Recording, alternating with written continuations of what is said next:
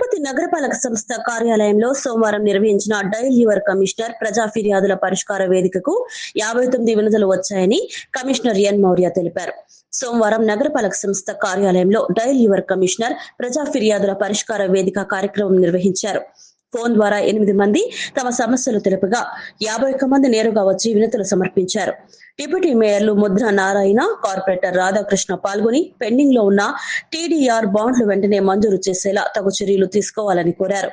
ఈ సందర్భంగా కమిషనర్ మాట్లాడుతూ టీటీడీ పరిపాలనా భవనం పక్కన వేసిన రోడ్డును పూర్తిగా వేసి ప్రజలకు ఇబ్బందులు తొలగించాలని, టీడీఆర్ బాండ్లు ఇప్పించాలని, ఇండ్ల కొరకు డబ్బులు కట్టామని ఆ డబ్బులు ఇప్పించాలని, పద్మావతి నగర్ లో నీటి వసతి కల్పించాలని, తమ స్థలంలో నిర్మించుకున్న ప్రహరీని ఎటువంటి నోటీసులు లేకుండా తొలగించారని, తన భర్త మున్సిపల్ వాహనం ప్రమాదంలో మరణించారని, తనకు న్యాయం చేయాలని, వినాయక స్వామి గుడి నిర్మాణం చేస్తుంటే ఆటంకం కల్పిస్తున్నారని, కొత్తపల్లి నలంద స్కూల్ ప్రాంగణాన్ని నలంద నగర్ గా పేరు మార్చాలని, నగరంలో నీటి వ్యాపారం ఎక్కువ కావడంతో భూగర్భ జలాలు అడుగంటుతున్నాయని, వేసవి కాలంలో ఎండలు ఎక్కువగా ఉన్నాయని, ట్రాఫిక్ సిగ్నల్స్ వద్ద గ్రీన్ మ్యాట్ ఏర్పాటు చేయాలని ప్రజలు కోరారని తెలిపారు.